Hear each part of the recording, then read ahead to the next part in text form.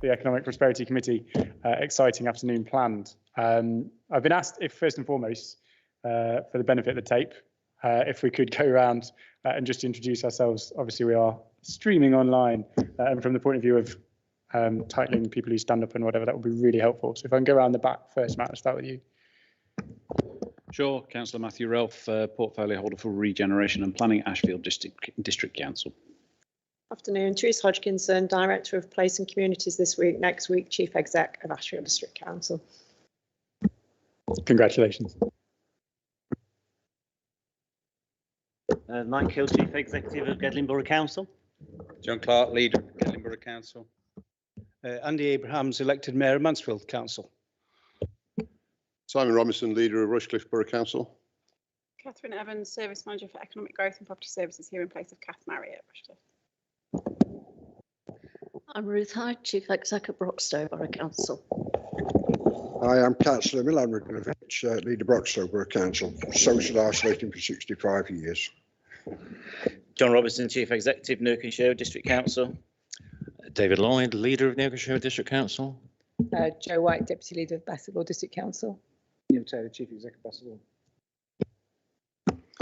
Councillor Sam Webster, portfolio holder for Finance and Resources, Nottingham City Council, deputising for the Leader.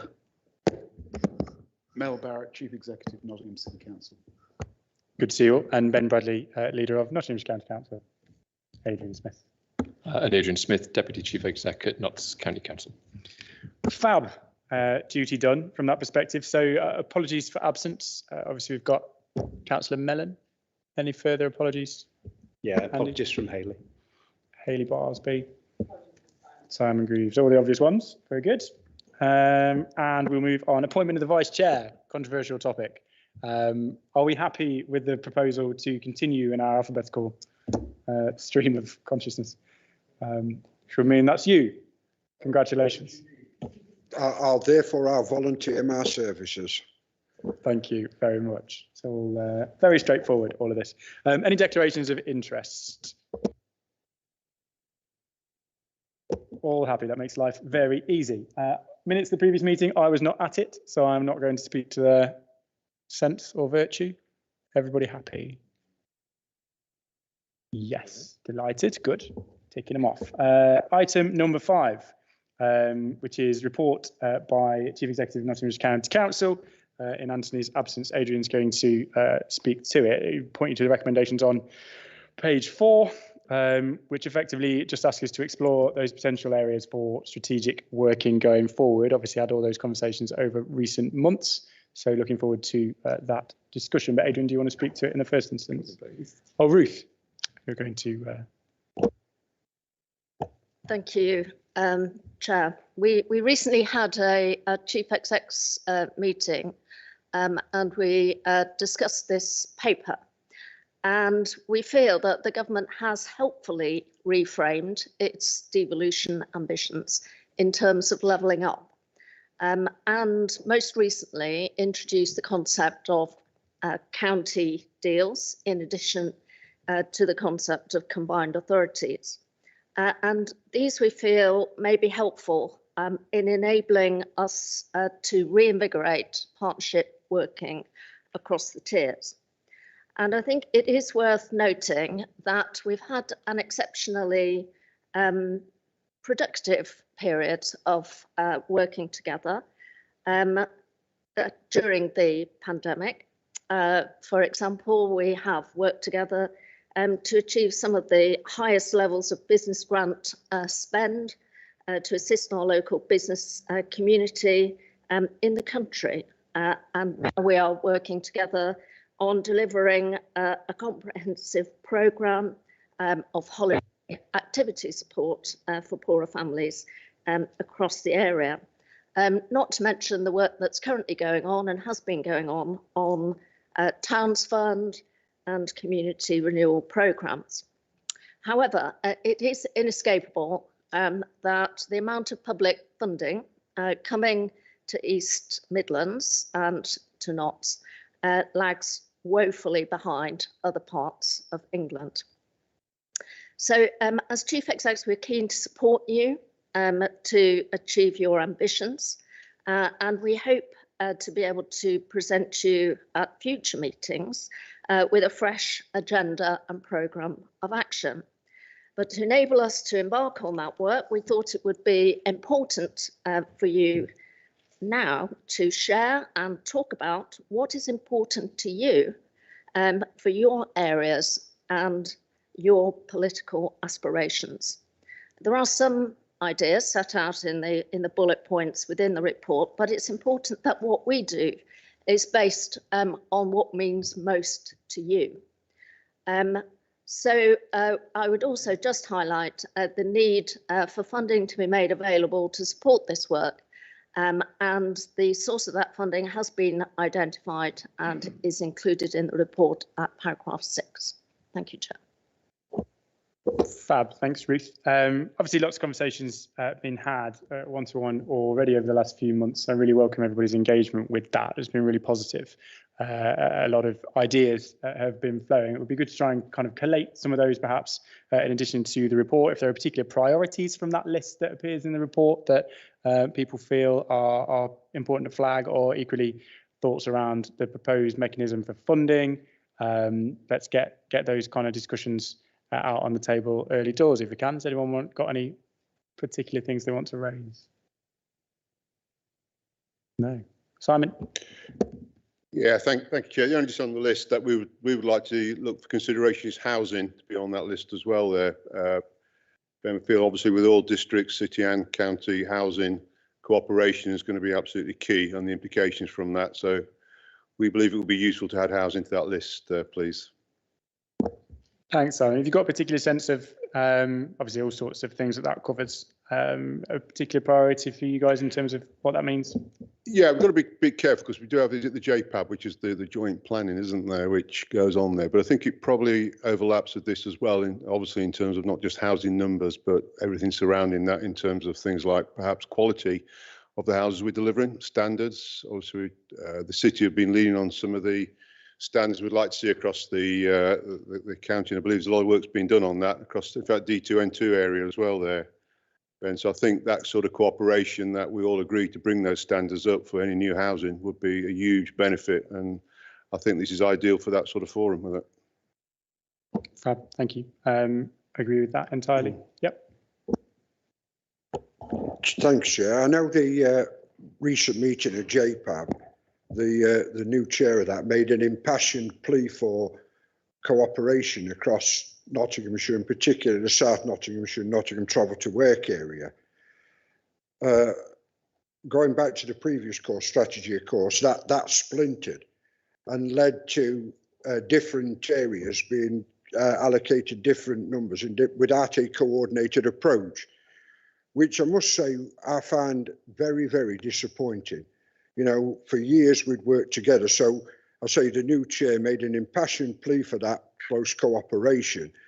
There will be a great need on the strategic housing site to link to jobs and opportunities and access to employment and the environment and the quality of homes that we're building across there, Chair. But it needs everybody to commit to that common goal, and we don't allow different fractions to pull in different directions. And you'll hear our talk later on as well at this meeting about the need to coordinate the Towns Fund, the Levelling Up Agenda, the East Midlands Levelling Up Agenda, the East Midlands Connect, the environmental impact and green and blue infrastructure.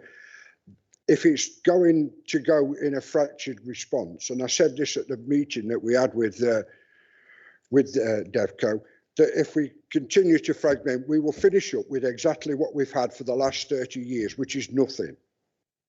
So I think we need to have that coordinated approach, Chair. We need to ensure that JPAB delivers on its vision to have that growth in the right areas with the right kind of housing that meets the needs of the social and economic profile of the area, and not just build for numbers. If we continue to do this, we will be failing future generations. So I feel very strongly, along with Simon, about the need for cooperation, about standards, that we build to, and that we build to our social and economic profiles of our area to give people that opportunity and hope for the future. It needs leadership in the East Midlands, and the reason that we have failed continuously is because the leadership has never ever been taken seriously because of the fragmented and disjointed approach it has. I now have hope, Ben, for the future. I really do. And I want us all to commit to that working together.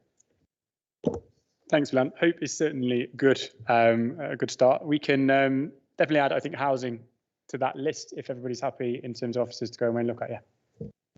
We're not part of JPAD in the north, and if you want to start with a fresh piece of paper, I would suggest you'd want to look at all across the county. No, that's absolutely fair. I think it's worth perhaps officers considering the implications of all that, and not perhaps whether we cross borders with JPAB or whether it's something that needs to be together, separate things to consider between chief execs and officers perhaps over the summer.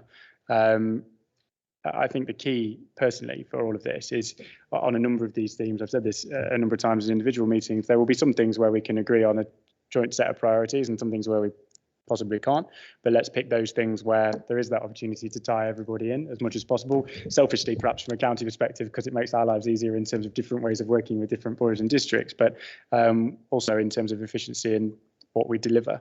If housing is one of those, then the more the better, but that opportunity perhaps for officers to dig through over the course of the summer and bring us back some more detailed proposals of what might be feasible in some of these themes. If I could flag my personal kind of priority, I suppose. There's a lot in there around economic development, transport, infrastructure, and there are other adjacent conversations, shall we say, around the opportunities of things like devolution, combined authority, and what that may or may not look like in the future. That is, in some ways, separate to this conversation, but very connected. One does not rely on the other, shall we say. I think in terms of what we can do internally, I would very much like to look at the kind of more social aspect of this. There's a lot of economic elements, but that 1 point, combating child and family poverty, we look at addressing inequalities across the county.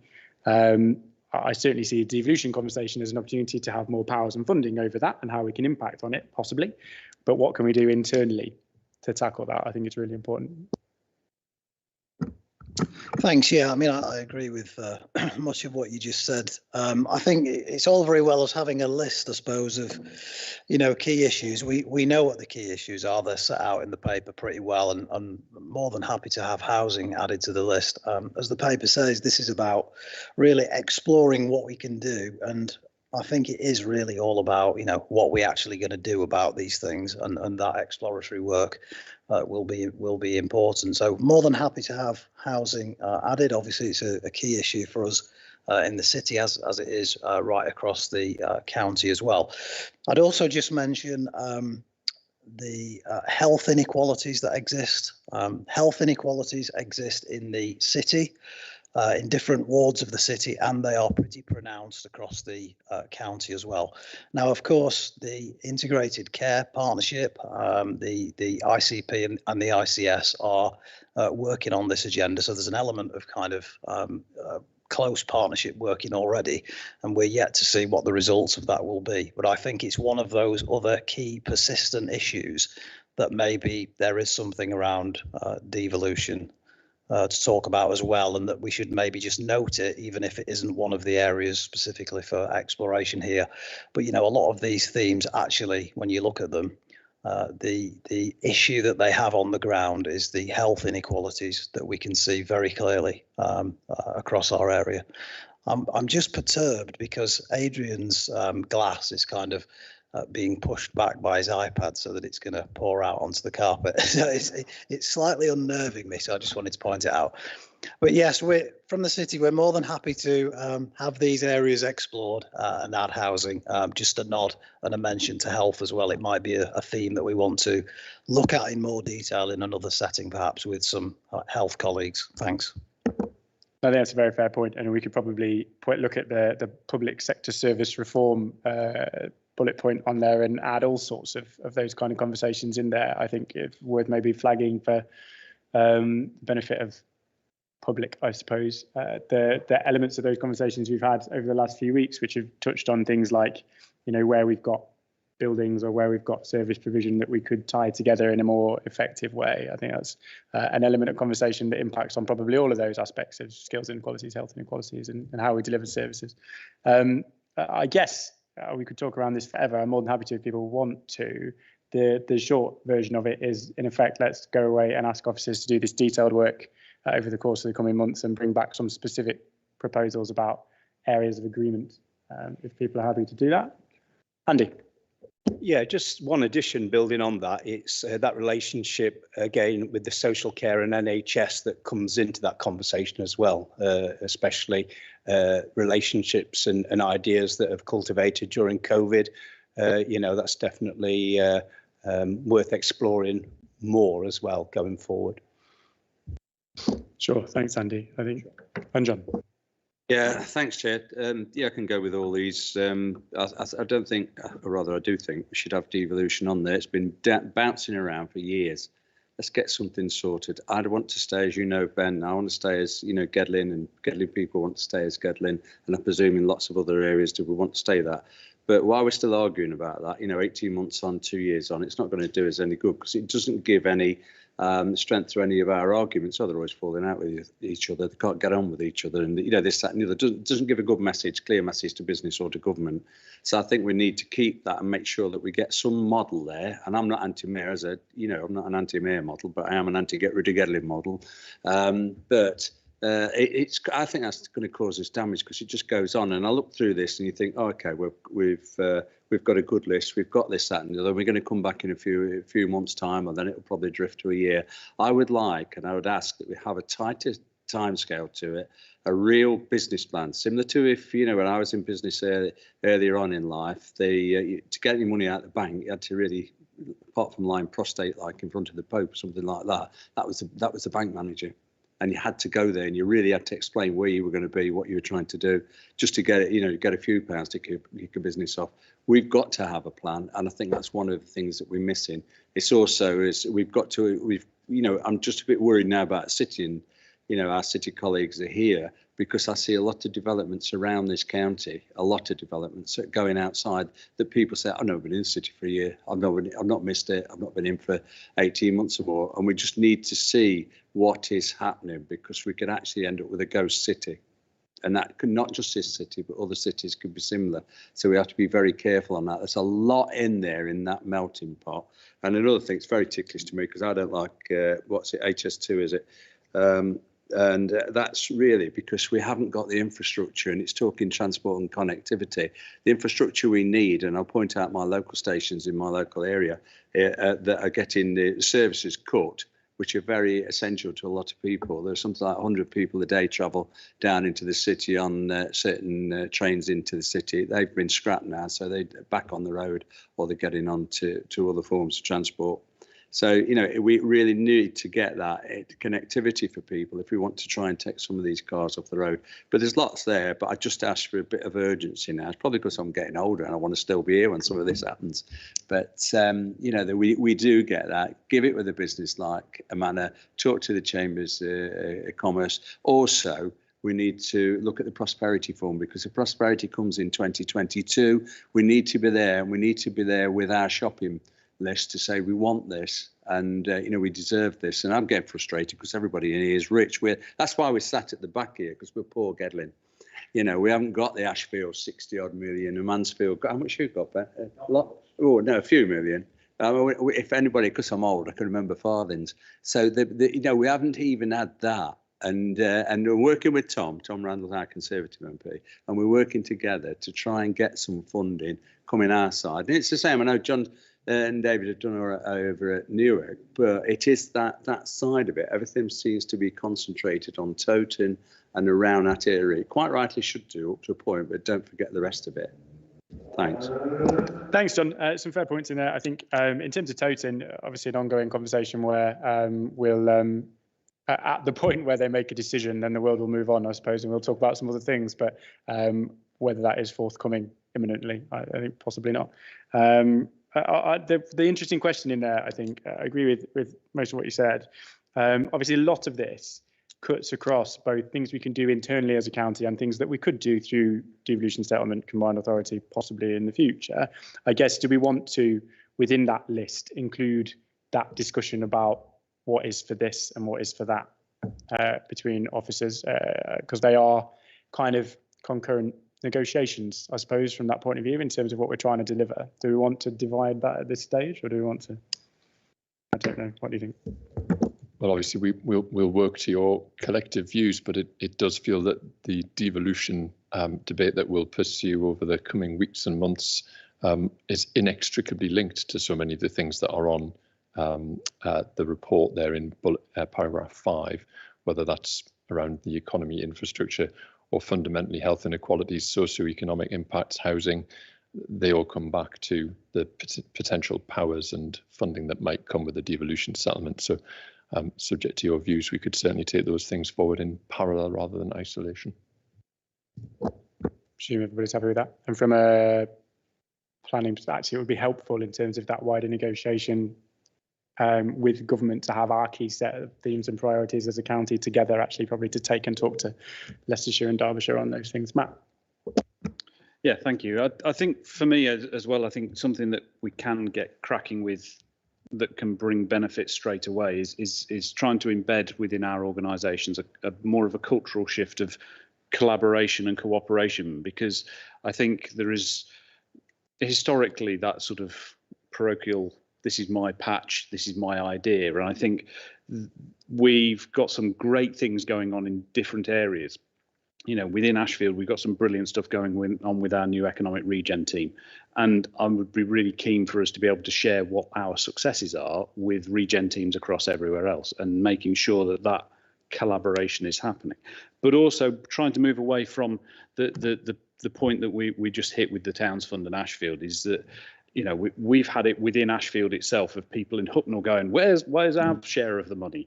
You know, I think the reason we were so successful with our deal was the fact that we included so many projects that have a broad regional influence, and that we've got projects within there, particularly the main core of ours is a project that's going to benefit every business across Nottinghamshire, not just within Ashfield. It's going to, you know, it is a regional project that is going to benefit the whole of the East Midlands.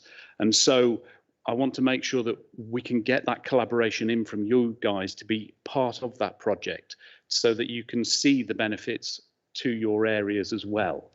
So that's me. Thanks, Matt. Very fair point. And we're going to talk a little bit more around that in agenda item 6 around coordinating some of those projects and bids, but important that we do that. Mel, did you want to come in? Yeah, thanks very much, Chair. I've been listening to the discussion. I'm just thinking about the bullet points, and it seems to me that when we sort of talk about housing, economic development, employment and skills, and child poverty, there may be some merit in looking at things through a wider determinants of health perspective, in terms of people taking this away in order to kind of work up ideas. And it also seems to me that in terms of when that detailed work is done, there may well be some cross-cutting themes that emerge from that as well. Thanks, Mel. Yeah, it'd be great when we come back in probably September to have those sets of themes and the details that come from them in terms of what that looks like practically for work. I totally agree with John's point that this needs to be, you know, a firm plan for us to consider in September, both including what this looks like on a practical level and what it looks like in terms of staffing, programme manager and funding that's been laid out in the report. And the reason we were keen to put that in there is because we want this to be driven by somebody who is responsible for bringing that collaboration together, rather than something where we can go and drift off and come and have the same conversation in 6 months. John, you're absolutely right. So anything else anyone would like to add on that conversation? Are we happy to agree that report with the addition of housing and recognising that there is a side-by-side kind of devolution conversation to be had as well? Any objections to that? Nope, delightful. Right. In that case, I don't know why I turned that off because I'm turning it back on. We'll move to agenda item 6, which is a few people have touched on already. To be helpful, it would seem to understand everybody's priorities as districts and boroughs, and of course, city and county in terms of what funding exists, what we are bidding for, what our opportunities are, try and tie those things together if at all possible. Should we just go around the rooms. That seems to be sensible. We'll start with you over there, David. Is that all right? Yeah, pick on you. Right, well, obviously we've been successful with the Towns Fund bid, 25 million, which is focusing significantly, not too dissimilar conversation to Ashfield, with the IASTI, aviation and aerospace and space investments in terms of working with universities for a college there that hopefully, pardon the pun, lifts aspirations more than has traditionally been the case. But that's alongside also investments in colleges around construction skills, because there is a current market there that needs servicing in different skills. But crucially, they're skills that are absent in our community that we can sort of hopefully grow our own and get these messages through to schools and different employers. And that's the key thing that's emerging from this and the structure and process for Towns funds, that the businesses are coming on board as the sponsors and the advocates, rather than it being traditional third sector and public sector process. So the money's coming in, the apprenticeships are being signed up. It's all occurring in the way that it should have done. Alongside that, obviously, you've got the LUF.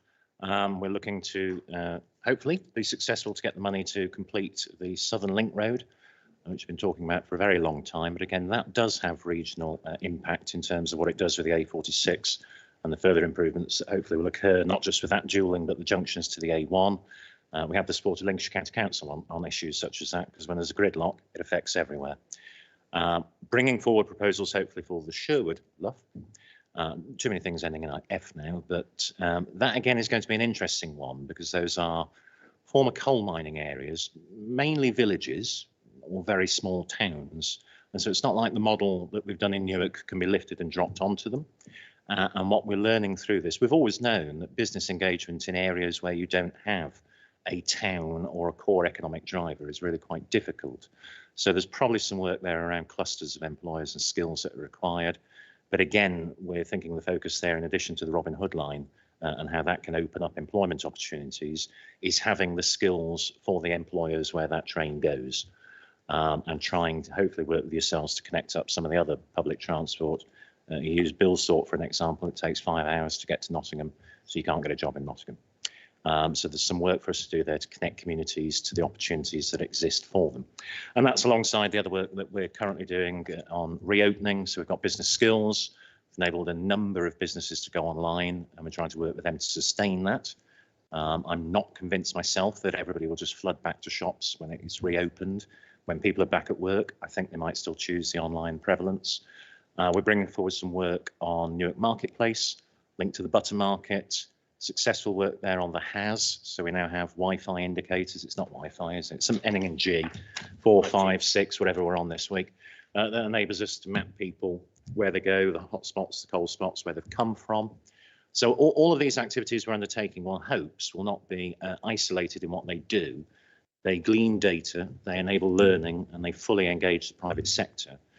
So catalyse is the word we're using, but obviously everything will have a legacy that's sustainable. Thanks, David. Interested to pick up. I obviously know Mansfield better than I know other places, Andy. And I'm just thinking about some of that cross-working, whether there's opportunities as we go around the room to just pick up on research or some of the work that's been done in some of these places that might duplicate in others, and we could share some of that. I'll come to Broxtowe next. Thank you. So in Stapleford, we recently were notified that we were going to get £21.1 million for the projects under the Towns Fund bid that we submitted. The main ingredients of the Towns Fund deal are a new north-south cycleway spine to make moving around the town of Stapleford easier and more environmentally friendly. Stapleford is a gateway town to HS2, the area of strategic growth. So there are real linkages in promoting Stapleford as the best connected town in the country, potentially, if the Totem project goes ahead. There is another project for a new indoor-outdoor market with co-working space on top, a new leisure facility on one of our local parks, Skills is front and centre of the bid. One of the issues we're trying to address in Stapleford is that many people don't have the skills that they need to access good quality work. So again, linking with the HS2 project, we've got some money to do some feasibility early work for the Skills Academy, which is envisaged as part of that project, and partnership working with the county to build an extension to the library and a new opportunity for people to develop skills there. There's a new traffic management scheme proposal, and linking that to the 15-minute neighbourhood idea. There are Stapleford's great opportunity to really realise that kind of ambition of a 15-minute neighbourhood town. And then there's quite a substantial amount for business recovery grants, particularly geared towards the town centre, aimed at really enabling the retail businesses in the town to come back from the hit they've undoubtedly experienced through COVID. So the Development Corporation project is tremendously important to us, and we've recently been developing a strategic planning document, which has just been approved for its next round of consultation. That's a major piece of master planning for the area. And some really exciting work has been done in identifying a significant amount of environmental improvement work for the green and blue infrastructure. And that is work that can benefit a much wider area than Broxtowe and link up to other areas of green and blue infrastructure of regional significance. We're currently working on a levelling up bid, two levelling up bids for Eastwood and Kimberley. And both these areas are areas that haven't had their fair share of investment over recent years. So we are looking at potential synergies between those two bids, in a similar way to the way in which Ashfield managed to pitch their bid. But each town has its own distinctive needs as well. And again, for Eastwood in particular, health inequality is a key issue. There is significant improvement needed to health services there, particularly mental health and basic primary care services, and skills. There's a real need to try to do something that achieves a fundamental change in the extent to which people are better qualified and to take advantage of work opportunities. So those are the projects that we're currently working on, Chair. Thanks, Ruth. Come to Bassett next. Yeah, we were able to win funds from the Building Back Fund for a skills hub in the town, in Worksop Town Centre. Bassett Law, like many places in this area, have a low skills output. We need to raise people's aspirations and opportunities. We also have employers who have significant gaps in terms of finding the people they need to employ. The crucial place is Bassett Law Hospital, where they do not have enough nurses. And so it started off as a partnership with the hospital so that we could actually get local people to degree level. And so the biggest issue is that when people leave the area, they don't generally come back. So it's providing a skills base for local people, but potentially people who are older, perhaps got their children, have a settled lifestyle within the area, so that they can actually build skills locally. And so it's working with the local college, Derby University, to provide that skills base right in the middle of the town centre. One of the ambitions of having it in the town centre is to tackle the problems with town centres, whereby, as we all know, people they're facing significant decline. And what we wanted to change the footprint and change how people use the town centre. And so that took us into the bidding into the Levelling Up Fund. We've bid for changing how people use Worksop Town Centre. It has a canal and a river that flows through it, but the town centre, as time has gone forward, has turned its back on it. And we recognise that by changing the way that people use the town centre, hopefully give it more life. So we're intending to purchase a shopping centre that's currently in decline, to change the way it's used, but also to create a canal basin where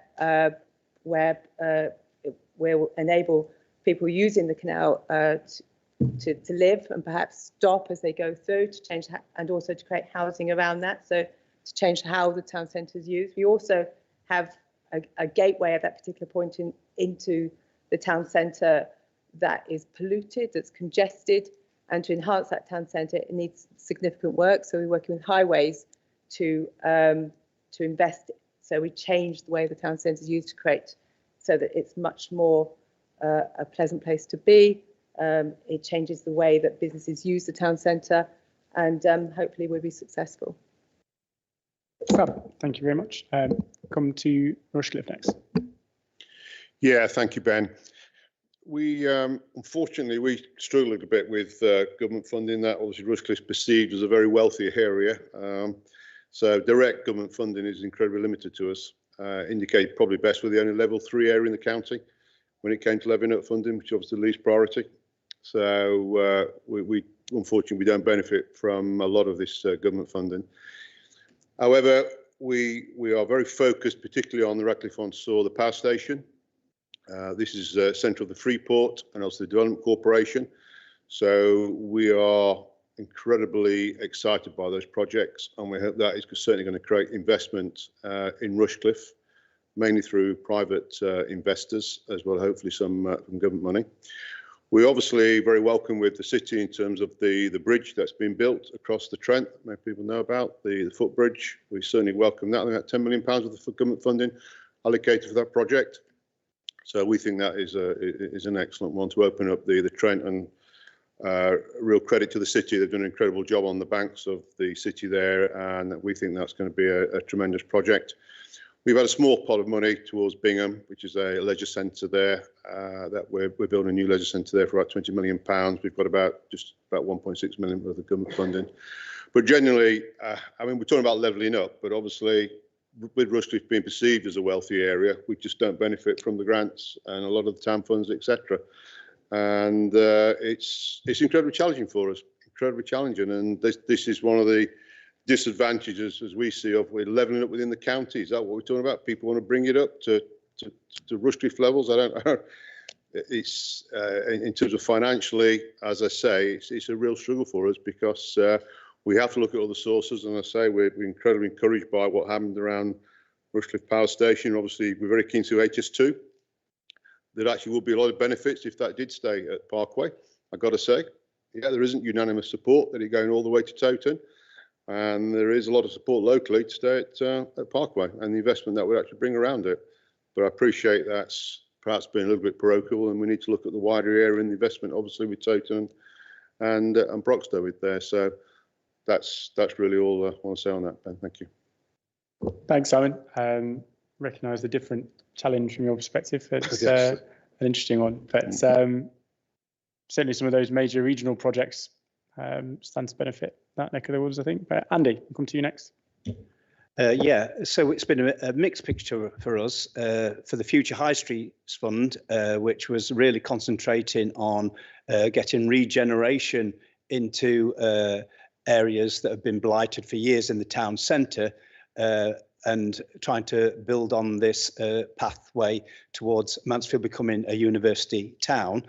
We weren't successful in the Future High Streets Fund, and that was a lot to do with land values and the fact that when people look at Mansfield, if it hasn't got that private sector kind of investment, we weren't successful getting that funding. And at the time, I was really pressing Ben and saying, you know, where is that social value aspect that potentially can be a game changer for a time like Mansfield and other areas that have suffered years of deprivation. We were slightly more successful with the Towns Fund. We put in for 26 million and we got 12.3. We're grateful for anything that we get, but obviously from our perspective, we had 26 million pounds worth of schemes that we all thought that really would have benefited the town, and that again was the part of this university accommodation. And again, it's looking outside for the areas that aren't so prosperous. Private sector investment is very difficult to attract to get the match funding to fulfil your aspirations, and then your business cases don't look as strong. But we're making the best of what we've got. So the schemes that we've got is a common theme, I think, around the chamber about skills and health. So we've got a future tech knowledge and skills exchange, and it's all about trying to get skills for the future. So when people perceive places like Mansfield, they don't think, oh, it's all mining town, and right now, you know, very low skilled, low wage area. We need to transform this and make it where people look and say, okay, we can get a high skilled job in Mansfield and the surrounding area, and we can stay. So all your skilled young people don't go elsewhere.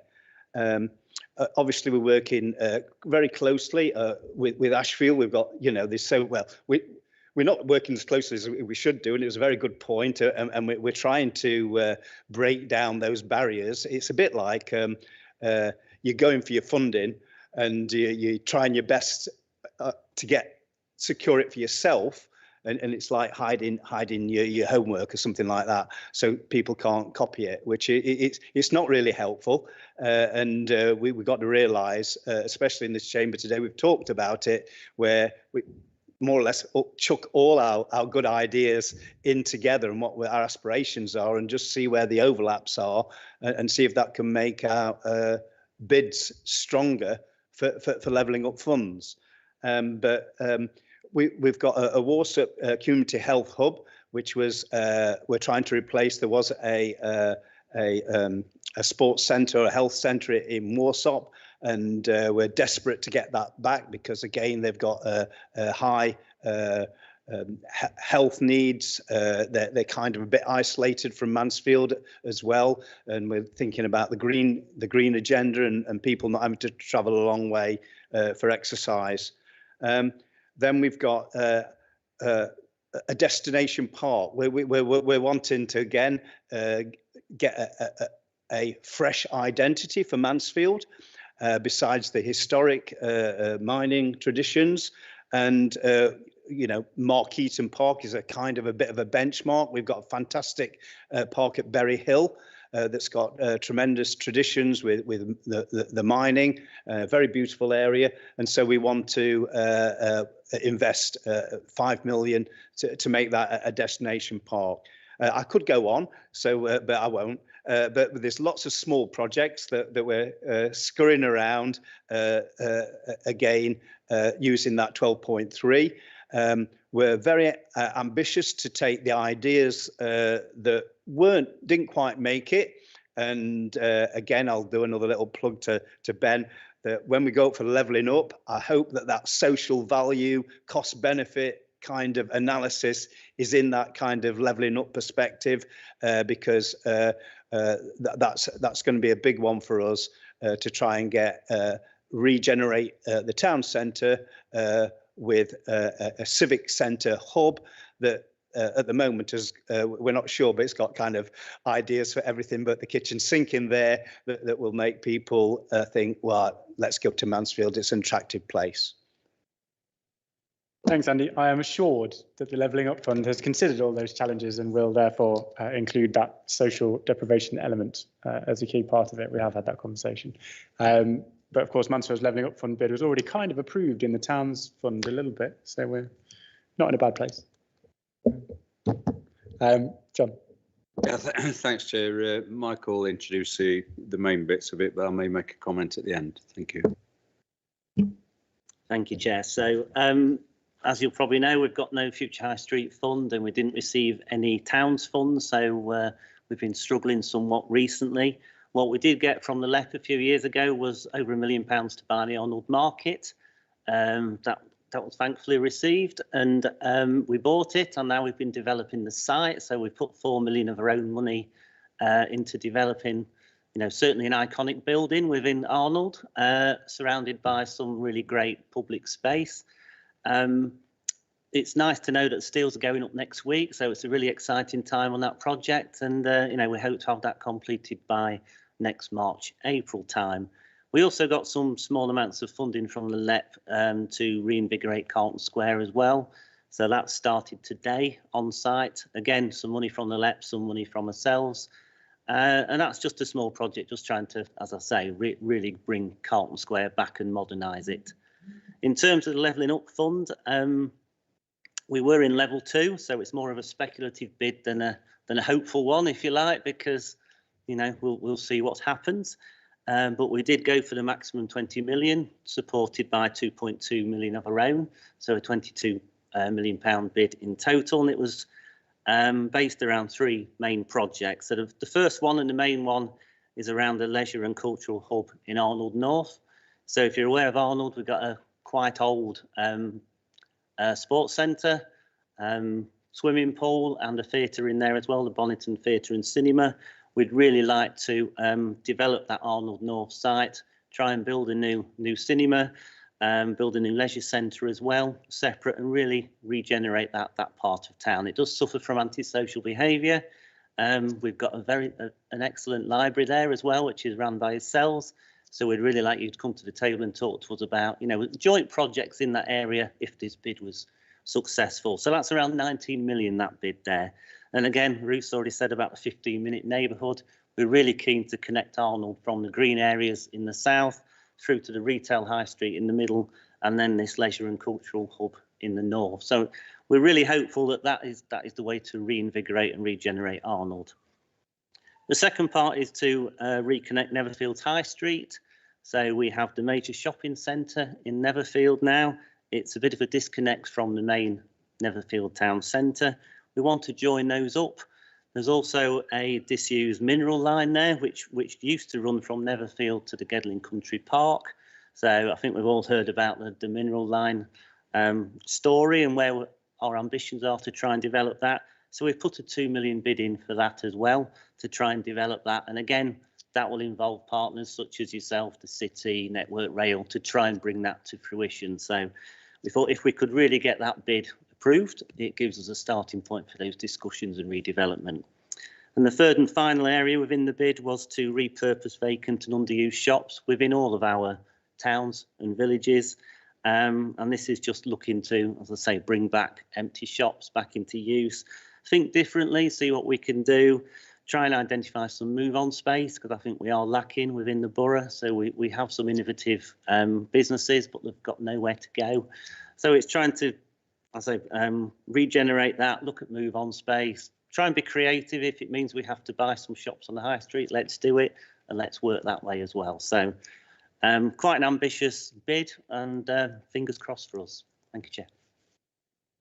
Yeah, thanks, Ben. Adding to that, I think, people will think, oh, okay, you've got no money, but we've not sat down. We've gone away and we've looked at other ways of doing it. And John sat over there, who was our previous chief exec, John Robinson, who without him and the team that put together to get the market area, we wouldn't have happened. But it's been a hard, long slog to get that, but we didn't give in. And it's the same on the south side. We're trying to link up with the city on the south side where you've got Collick Park. And if we can pull this off, which I think we will, up to the country park from the River Trent, it fits in with the government and our local things about getting people more healthy by walking, cycling, etc. Carlton Square has been one of those where it's one of those that's partly owned by a company in London somewhere and partly owned by us. And we're working to try and upgrade that, to try and, do something with it. We've also got, the Country Park was another one, which I've got to praise John. He'll never get out of the room now. But the Country Park, John, if you remember those times and the hours we spent trying to get that land and to get it. And if you look at it now, it's a destination. It's a clear destination. People are really pleased with it. And we're now going to extend it in what we call a green lung onto some land that we own with a golf course, etc. So it's really safeguarding that for all the houses that are being built all over the place, recognising the need for those, but at the same time, recognising the need for mental health, for quality of life issues, etc. So although we've moaned and groaned, we've got on with it. And as I said with Tom, who's the opposite persuasion to me, you'll say you've done it, we'll say we've done it, but let's meet in the middle and just show people we can work together. And it's the same with Ben. I'm more than willing to work with Ben and the County Council to make these things happen. And again, with the city, we've not got to let the city, as I've said earlier, down there, we've not got to let the city die, because if we do, all these things, wonderful things, and we've copied Simon in a way on Central Avenue. It might be a pain in the backside to do some policing on there, but we've copied in a way Mapley Top. Arnold now is becoming restaurants and bars and all this type of thing. So why would you go into the city? I don't know. You'd stay in your own local area. So, so you've really got to up it, and we've got to recognise that. In doing good in other areas, we're also damaging. Key to it, Ben, is the fact that you don't give up. You try and do it, but you do not spend money you haven't got. Very old-fashioned in that way. It's probably for mum and dad. Is you don't spend the money. If you want something, you work for it and you save for it, and then you deliver it. Thank you. Thanks, John. A few people have mentioned that collaboration. I know I've said it to everybody privately, but worth reiterating that where there are opportunities, and I know we've been working closely with a number of bids and trying to support, do come and talk to us, because we're happy to do that. And I know keep adding jobs to Adrian's list of things, but more than happy to hear wherever we can help. We come to the city next, and then we'll do the ones with all the cash at the back there. Okay, thanks. Thanks, Chair. I'll just start off, and then our Chief Executive, Mel, might want to elaborate or comment a bit further. But Councillor Clark has somewhat laid down the gauntlet to me, I think, by some of the comments he's made. So I feel as though I need to defend the city a little bit.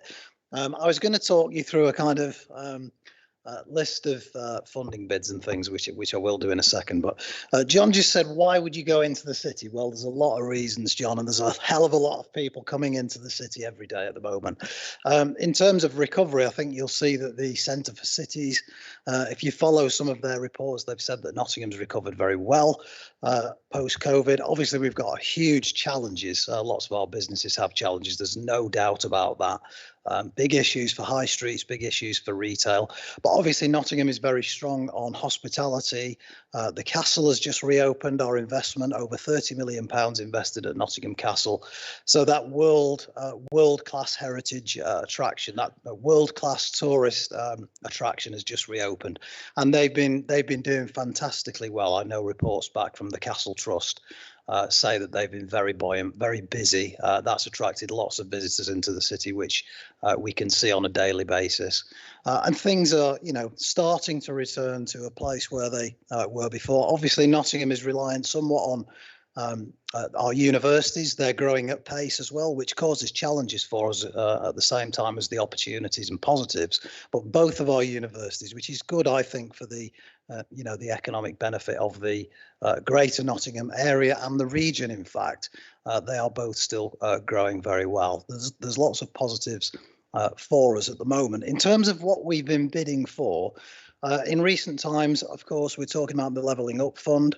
The Broadmarsh Shopping Centre issue is one that crystallised for us during the first lockdowns, during the pandemic, when the operator there, the owner of the site, went into administration.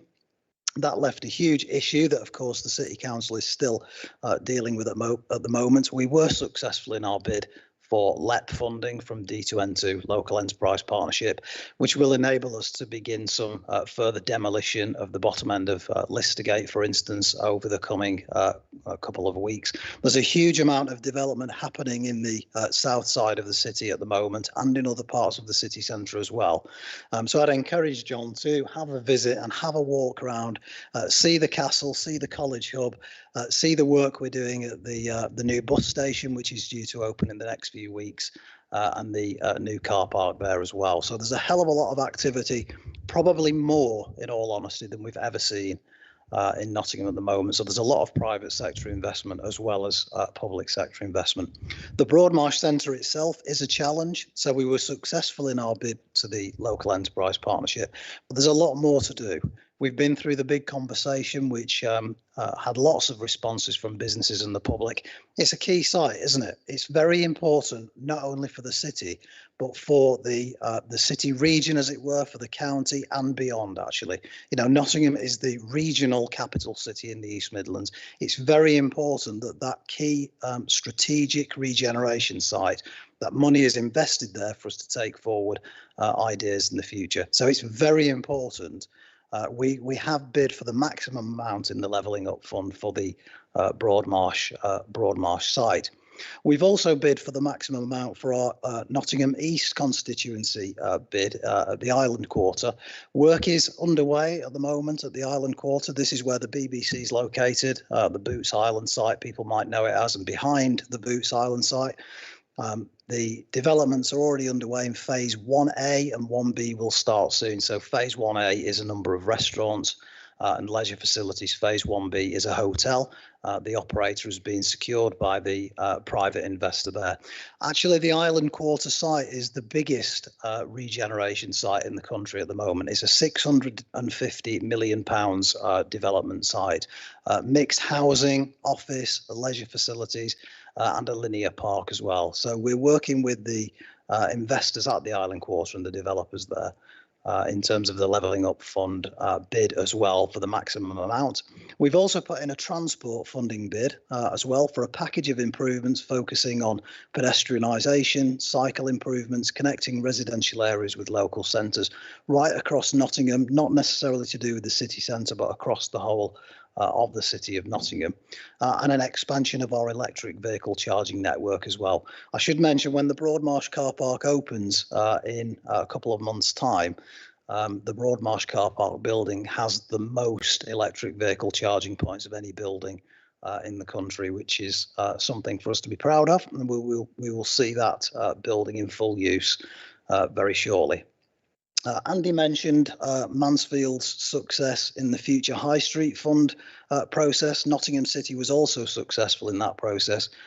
We had a bid accepted of £12.5 million for the Chapel Bar area, so that project will be able to move forward as well. And there's a lot of other stuff happening, not least our investment in council housing. We have hundreds of new council houses under development at the moment.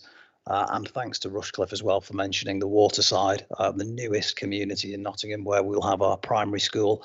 The Waterside primary school will start to be built soon.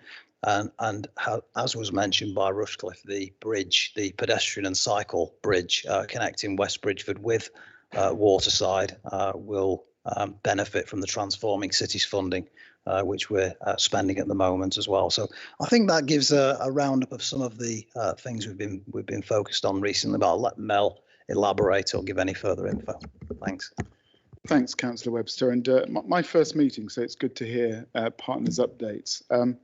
I think I'll just focus on the Levelling Up Fund and just build on what Councillor Webster has said. So I think in terms of Broadmarsh, very challenging, very complex site of local, regional and national significance.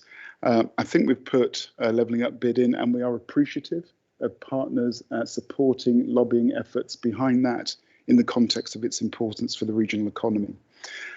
In terms of interest from the private sector, early doors, we're seeing interest from national and international quarters, and I think that's important for the country.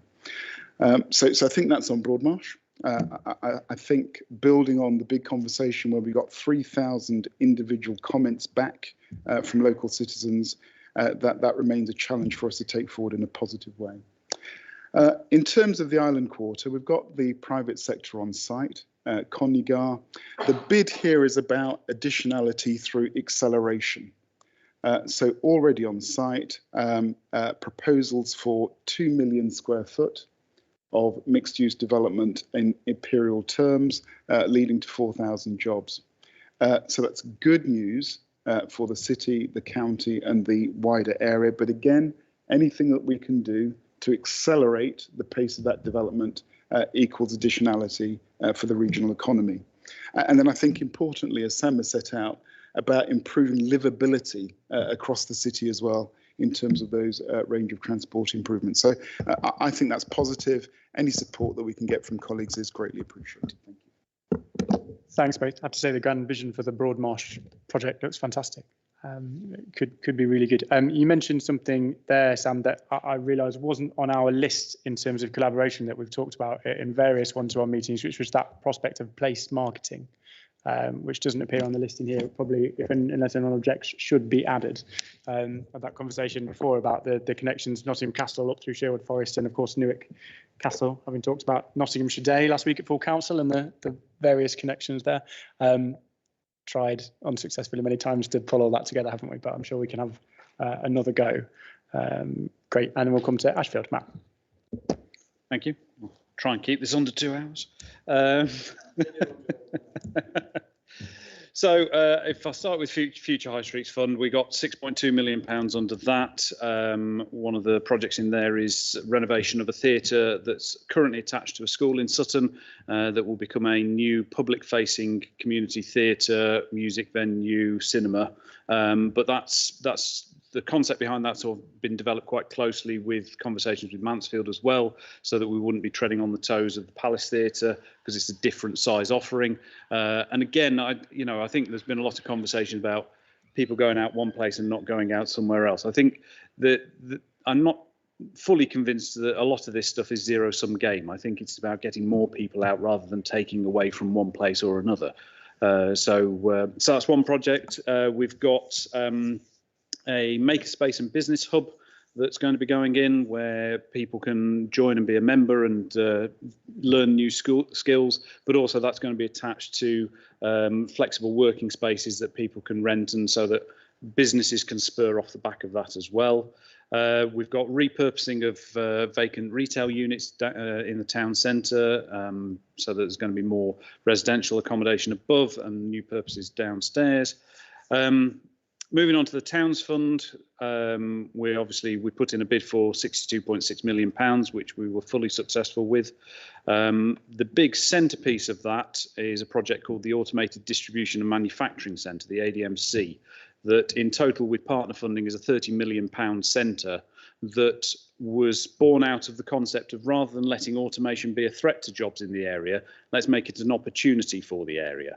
So this centre will be about helping businesses come in, understand what is possible with automation, connect with suppliers, and actually have a space there where they can actually build out sample scenarios with equipment without interrupting their own operations, so that they can then take the learnings from that and deploy that directly in, which obviously will around that start fostering supplier businesses in that whole arena, and hopefully also draw in overseas suppliers of this automation equipment to start basing themselves in this area.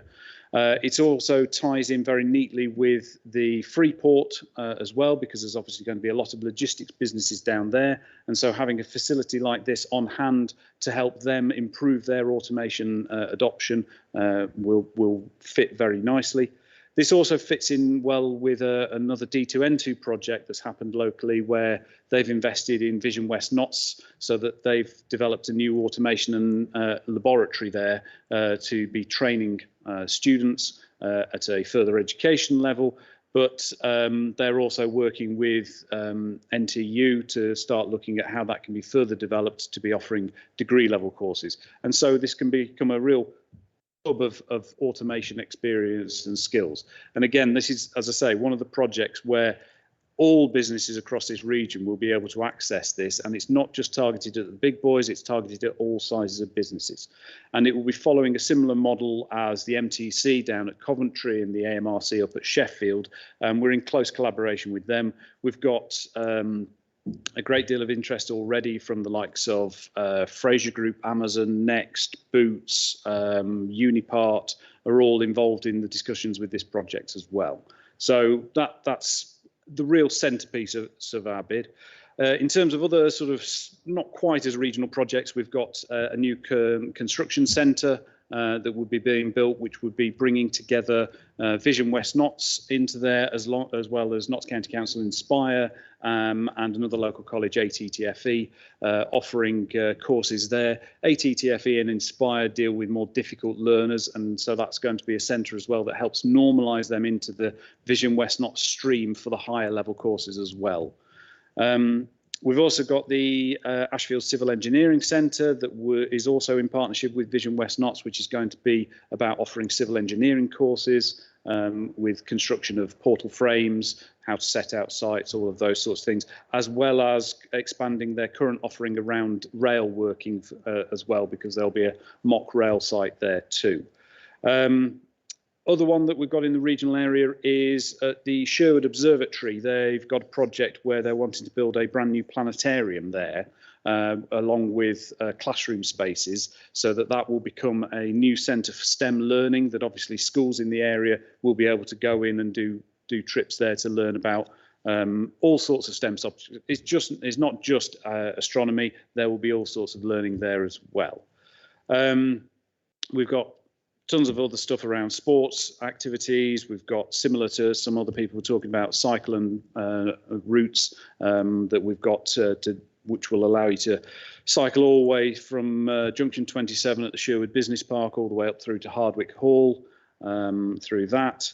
Got a lot of stuff on the green agenda as well, improving the carbon footprint of the council. We've also got a high street property fund that similar to what you were talking about, but slightly different in the fact that we've got certain high streets around the area that are dying, and we aren't trying to save them. We're trying to contract the retail activity into the existing town centres. And so this fund would be about buying up properties, doing high quality residential conversions, renting them for a little bit, then selling them on and using that income to buy then another property and slowly work our way around those areas to turn them into better quality residential areas. We're working with Inspire as well on the libraries in Sutton and Kirkby, helping renovate those into better digital learning spaces so that people will be able to come in and learn digital skills and access digital equipment, because obviously we've got a big issue with digital poverty in the area. Yep. So moving on from Towns Fund, sorry, there is a mountain more, but I'm conscious of time. We've got a £15.5 million project to build a brand new leisure centre in Kirkby. The steels are up and that's rolling along, which included 1.5 million from D2N2 and 1.5 million from Sports England.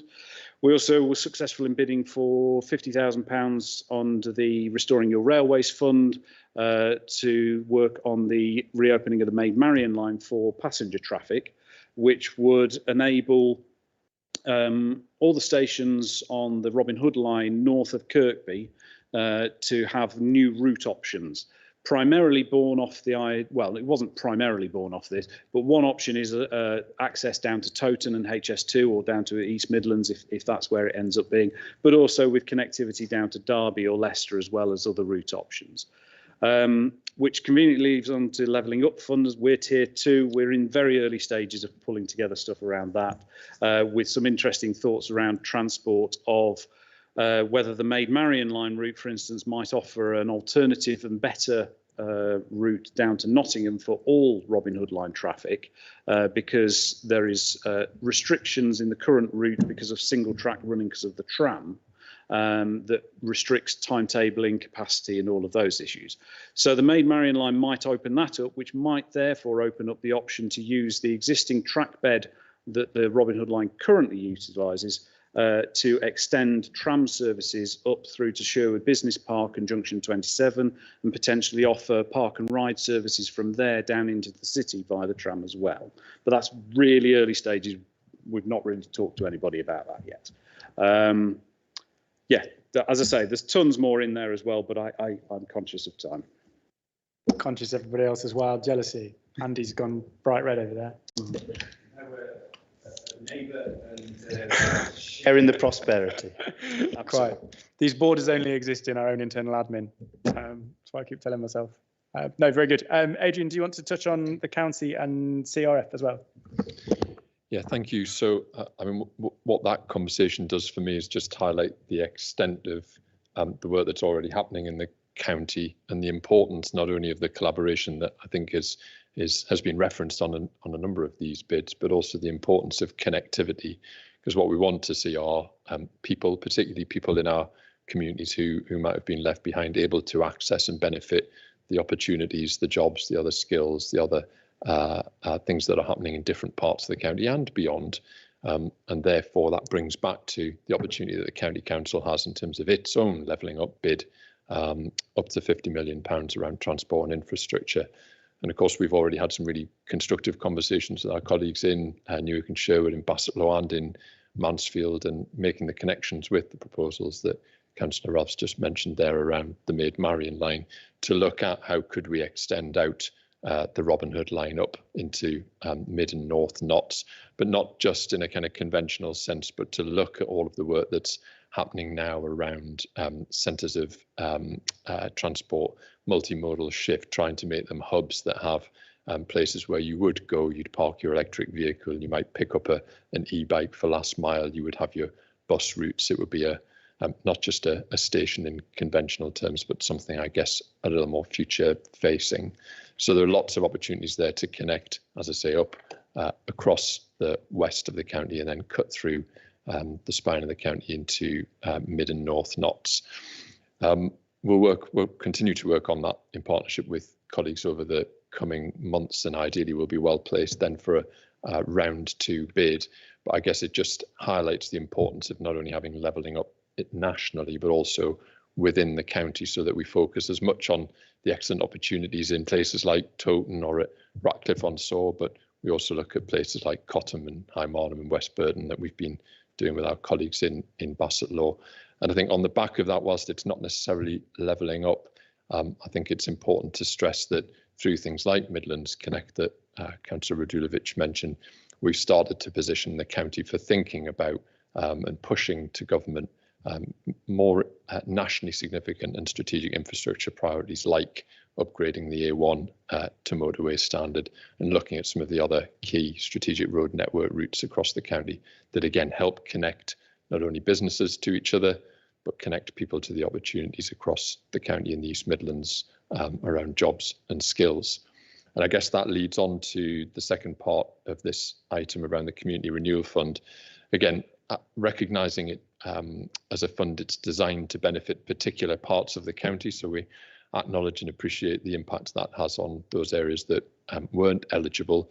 But another really good piece of collaborative work in Bassetlaw, Newark and Sherwood and Mansfield to put forward a coherent and actually quite significant funding package for the Community Renewal Fund. Whilst we were eligible to bid for 9, we bid for 12.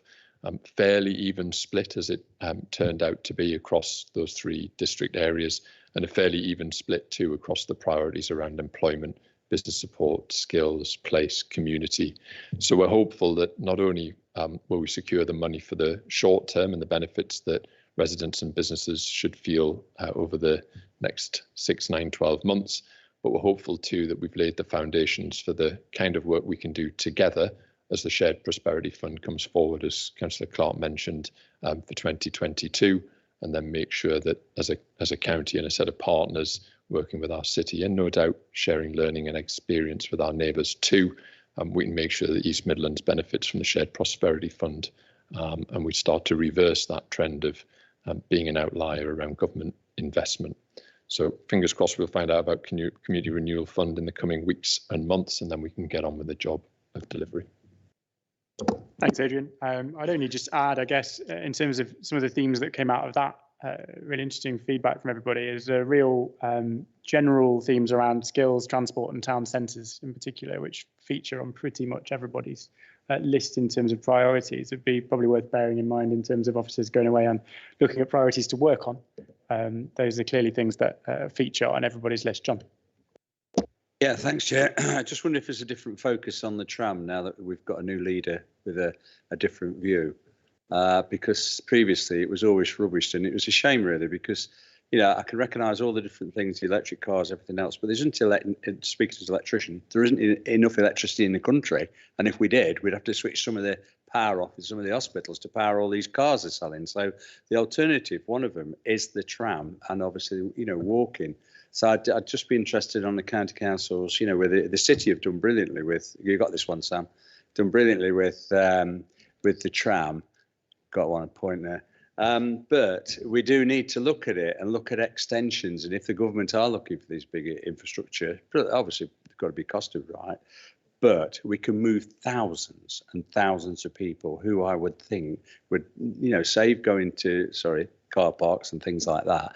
But they would actually use that tram to access different places. And I think it's time we looked at it realistically right the way across the country, but certainly locally in Nottinghamshire. But I'm hopeful, Ben, you've got a different view to a tram than your predecessor.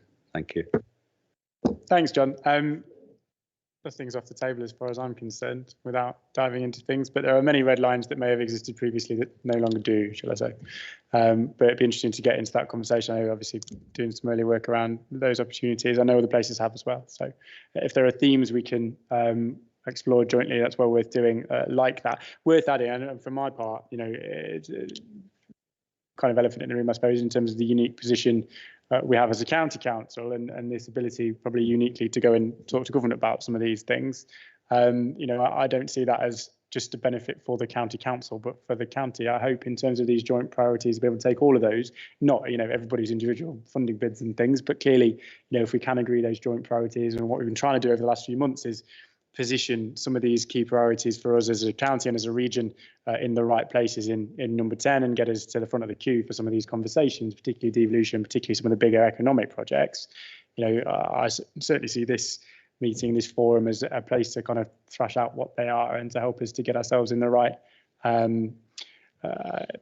place, I suppose, in terms of being seen to be driving these things forward and to access the opportunities where they come. So do keep feeding into that part. And we've touched on devolution a bit, but one example of where I think would be front of the queue if we agree to go and have a conversation. So through all of this kind of joint working and all these funding bids, if there are those key themes that we come out with in the autumn, hopefully we should be well placed to access whatever support or whatever priority we need from down there. Andy, did you want to jump in?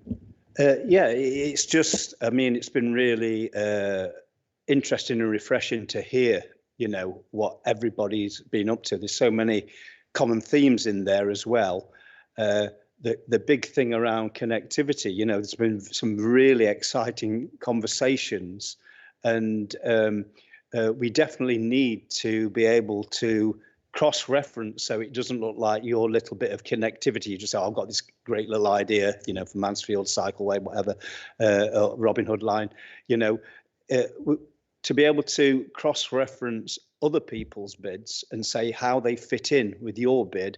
We want to make that like a common conversation that then when it's coming across ministers' considerations, they can see how the bigger picture ties together. And, I think we could have a really interesting kind of proper workshop that's not a forum like this, where you really kind of get the logistics of it and see how it really does tie together. So I think it's very exciting listening, but making it now practically happen, I think that's got to be our emphasis so we can, tie it all together. Thanks, Andy. I think that's right. And then you're bang on the right lines there, I think, in terms of getting those groups of officers and working groups together on those key themes into the autumn and beyond. Definitely a huge opportunity. Is there anything anyone else wants to add on this particular point, or shall we move on? Happy. Everyone knows what everyone's up to, which is a good start. Right. Agenda item 7, future meetings. And obviously we've spoken a lot about the kind of work plan, I suppose, informally. Clearly, you know, to consider when we come back in, I think, beginning of October, the more detailed report and proposals that Chief Exec's officers will take away and work up over the summer, what that might look like in terms of practical steps and delivery, the practical steps in terms of recruitment and staffing of how that might work, so that we are in a position, John, to really crack on with this once we meet and agree. At some stage in the future, and we've touched on the devolution conversation, there is a discussion to be had probably about our kind of representative structures and whatever that sit underneath that, as and when we get to a point, and this might be a forum that could facilitate that potentially in terms of structures to organise ourselves under a combined authority. So we may have to come back to that at some point in the autumn or beyond, depending on the timescales for that conversation as well. So I just probably flag that in terms of possible future work. Is there anything else anybody desperately wishes to add? Officers have got plenty to do, I think, to pull all of that together. Great. So if that's the case, date of next meeting I have here, 12th of October, 2 p.m. And we can come back to you on venues and arrangements over the course of the summer.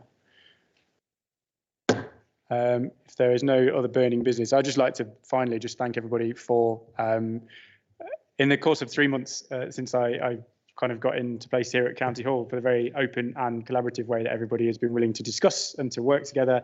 And I know there's been some challenges in that regard. I know there are some, burning issues and other things that have made that challenging, but I'm really keen to move forward and to be able to work together on all of these plans. I think there's some huge opportunities that we've touched on, both around that wider economic project for the region and all the big projects that exist around HS2, Freeports, DevCo and everything else that tie all of us together, but then also how we collaborate here, how we collaborate on a regional level, where actually if we can all stay in the boat and if we could all get on and agree, then actually we could do something really positive and meaningful for the long term for our region as well. So just to thank everybody for their engagement with that, which I'm sure will continue as we go through it. But with that, we can end. Andy, go on. Yeah, it's just worth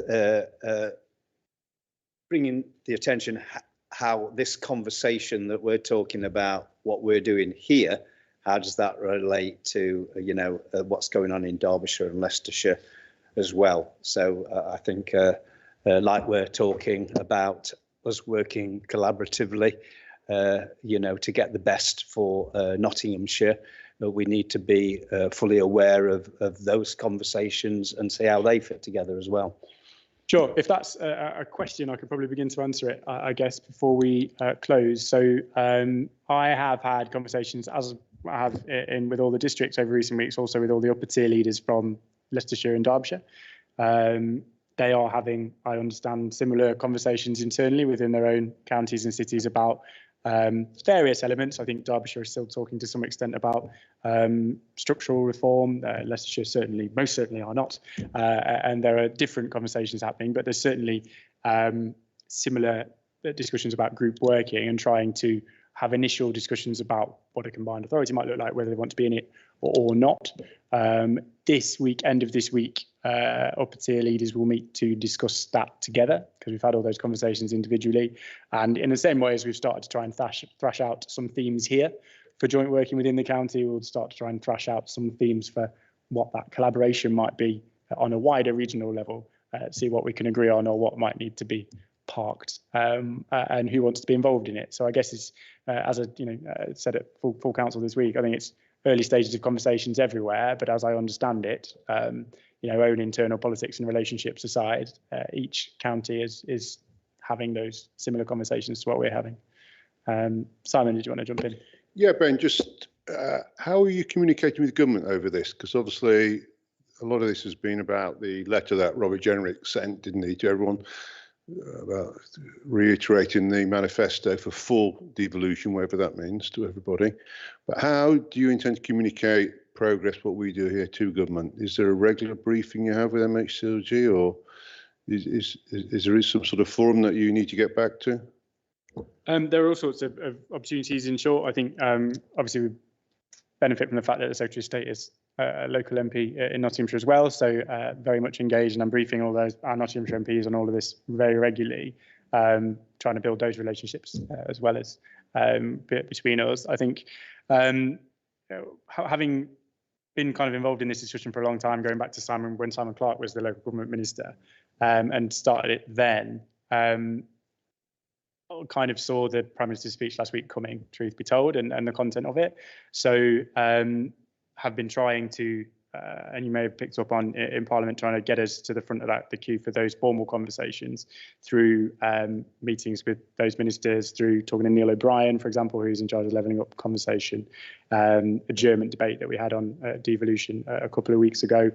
Similarly, we've got Westminster Hall debate on the East Midlands economy in first week in September when we go back. So just using all of those mechanisms to keep raising this with government. I've met with Robert Jenrick, I've met with the Prime Minister to talk about both the wider economic plans and the devolution agenda, which, as I said earlier, I think if we then choose to have that conversation, certainly Nottinghamshire County Council voted in favour of a conversation about devolution this week, then we'll be pretty close to the front of the queue. I would hope to have that discussion for all the different levels of enthusiasm and various concerns that do exist. Everybody I've spoken to across districts, counties, cities so far, in terms of leaders, has expressed at the very least an interest to explore what the possibilities are and what the opportunities are.